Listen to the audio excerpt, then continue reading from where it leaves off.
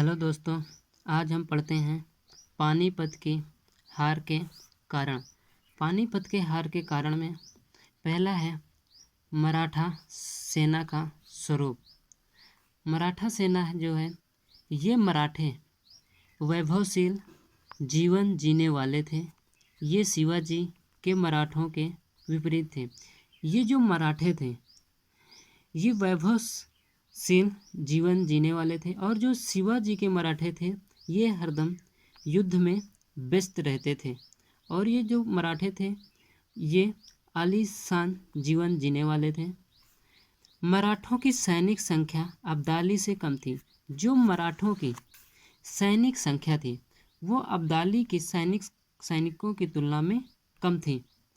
मराठों की विवेकहीन लूटमार और चौथ की वसूली। जो मराठे थे वो विवेकहीन मतलब कभी भी कहीं भी लूट मार करते थे और चौथ की वसूली करते थे। इसके बाद है मराठों को लोकल सपोर्ट नहीं मिला। जो मराठे थे उनके वहाँ के जो निवासी लोग थे उनका सपोर्ट नहीं मिला। उनका सपोर्ट इसलिए नहीं मिला क्योंकि मराठों ने बहुत ही ज़्यादा लूट मार की थी और चौथ की वसूली की, इसलिए रसद नहीं मिली। इसलिए वहाँ के जो लोकल लोगों ने इनको रसद नहीं दी और ना ही इनकी कोई सहायता की। और एक और कारण है भाऊ का दंभी स्वभाव। जो भाऊ थे उनका स्वभाव दंभी था और सूरजमल से इनकी खटपट हो गई थी। जो जाट नेता सूरजमल थे उनसे खटपट हो गई थी। मराठा सरदार मल्हार राव होलकर से अपमानजनक बातें करना। जो मराठा सरदार मल्हार राव होलकर थे उनसे अपमानजनक बातें करते थे।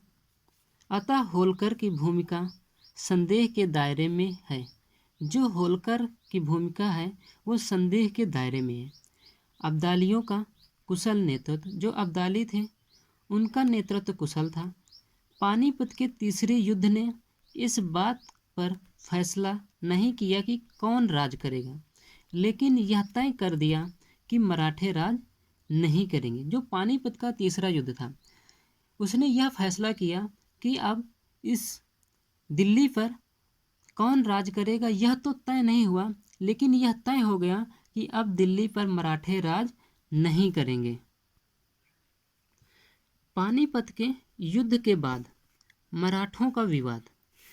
पानीपत के बाद मराठा पेशवा बालाजी बाजीराव की मृत्यु हो जाती है। उसके बाद मराठों में पेशवा के पद को लेकर विवाद हो जाता है। जब पानीपत का तीसरा युद्ध हुआ उसके बाद बालाजी बाजीराव की मृत्यु हो जाती है।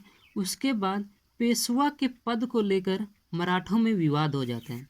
बालाजी बाजीराव के भाई रघुनाथ राव, जिसे रघोवा भी बोलते हैं, पेशवा बनना चाहते थे। जो बालाजी बाजीराव के भाई थे रघुनाथ राव, वो पेशवा बनना चाहते थे, लेकिन बालाजी बाजीराव के पुत्र माधवराव पेशवा बन जाते हैं। जो बालाजी बाजीराव के पुत्र थे माधवराव, वे पेशवा बन जाते हैं। इन्होंने मराठा शक्ति को पुनः स्थापित कर लेते हैं। ये जो माधवराव पेशवा थे, जब ये पेशवा बनते हैं तो इन्होंने मराठा शक्ति को पुनः स्थापित किया, लेकिन अचानक माधवराव की मृत्यु हो जाती है।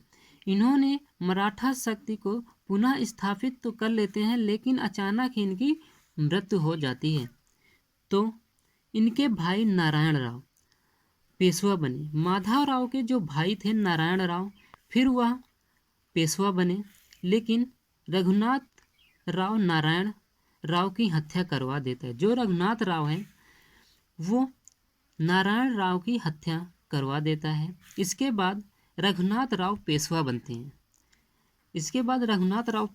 हैं। लेकिन 12 भाई काउंसिल इन्हें हटा देती। जो 12 भाई काउंसिल है वो रघुनाथ राव पेशवा को हटा देती है। 12 भाई काउंसिल इसे इसलिए कहा जाता था क्योंकि इसमें 12 सदस्य थे। उसमें 2 सदस्य प्रसिद्ध थे, महदजी सिंधिया और नाना फडणवीस।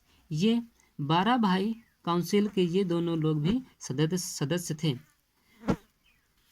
इस रघुनाथराव पेशवा के बाद माधव नारायण राव पेशवा बनते हैं। जब रघुनाथराव पेशवा को 12 भाई काउंसिल हटा देती है तो फिर इनके बाद माधव नारायण राव पेशवा को पेशवा बनाया जाता है। फिर रघुनाथराव पेशवा ये कंपनी की शरण में चले जाते हैं।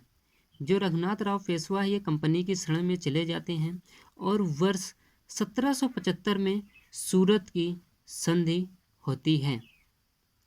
इसी सूरत की संधि के बाद प्रथम आंग्ल मराठा युद्ध प्रारंभ होता है, जिसके बारे में हम कल पढ़ेंगे। कल हम प्रथम आंग्ल मराठा युद्ध के बारे में पढ़ेंगे।